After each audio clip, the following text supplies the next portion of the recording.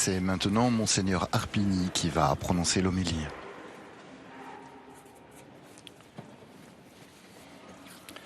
Frères et sœurs, depuis le dimanche 26 juin, l'évangile proclamé le dimanche est un récit de l'évangile de Luc qui parle de la montée de Jésus vers Jérusalem, là où il va vivre le mystère de sa Pâque, la Passion, la mort en croix et la résurrection.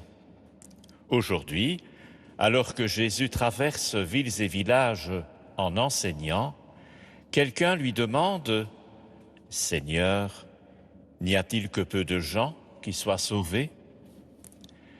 Cette question reflète la manière dont beaucoup de disciples de Jésus, comme beaucoup de ceux qui ne suivent pas Jésus, envisagent la venue du royaume de Dieu.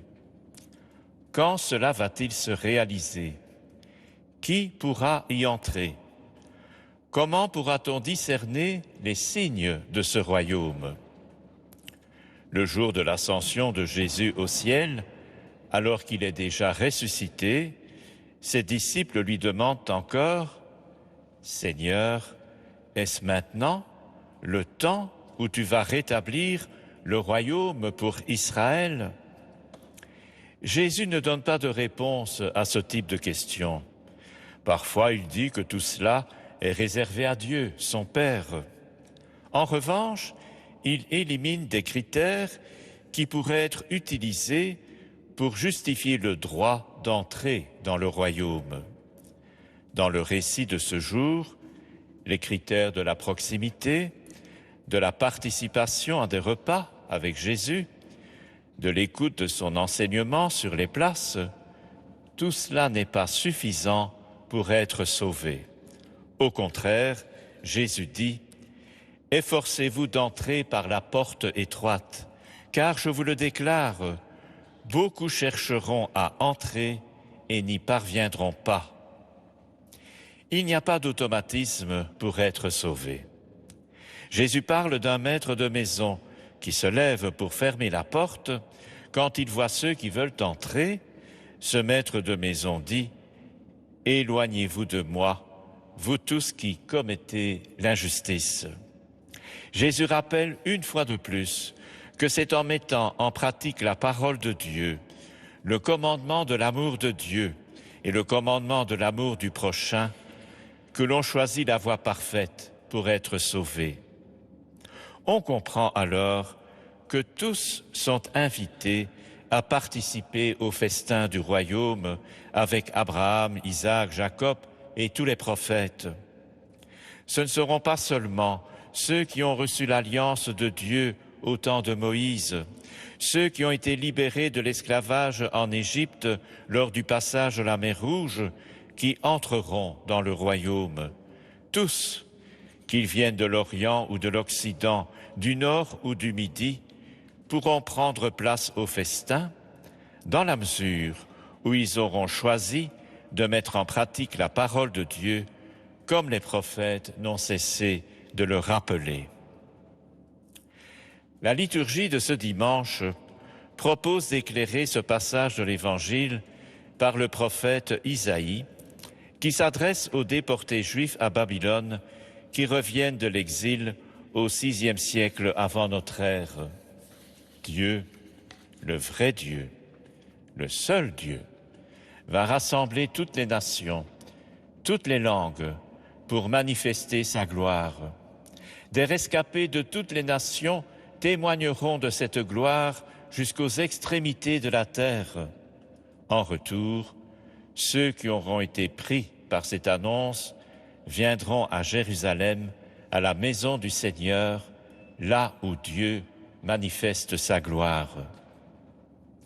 La promesse dont parle le prophète Isaïe, Jésus en annonce l'accomplissement. La montée vers Jérusalem pour y vivre la Pâque va rappeler à chacun comment on entre dans le royaume en mettant en pratique la parole de Dieu. De plus, Jésus annonce que toutes les nations sont invitées à entrer dans le royaume de Dieu. C'est à Jérusalem, en effet, que le ressuscité va envoyer sur ses disciples celui que son Père a promis, l'Esprit Saint. Grâce à cet Esprit, la conversion, le salut seront annoncés à toutes les nations.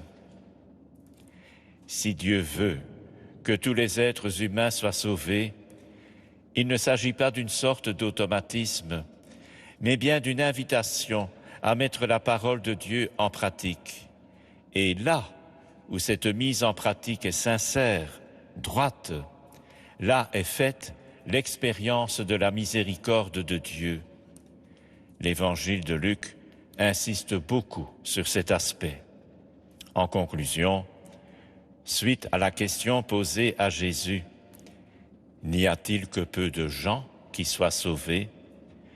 Notre attitude n'est pas de compter combien de gens seront sauvés, mais bien de nous demander si devant la volonté de Dieu de sauver tous les êtres humains, nous, moi personnellement, je cherche à comprendre que veut dire être sauvé en mettant en pratique la parole de Dieu, l'amour de Dieu, l'amour du prochain, et en faisant confiance en la miséricorde du Seigneur à mon égard, miséricorde que Dieu fait à tout être humain.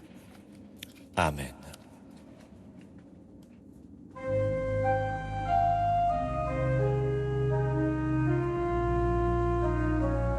Celles et ceux qui voudraient obtenir le texte de l'homélie de Monseigneur Guy Arpigny peuvent envoyer une lettre et une enveloppe préadressée à l'une des adresses suivantes.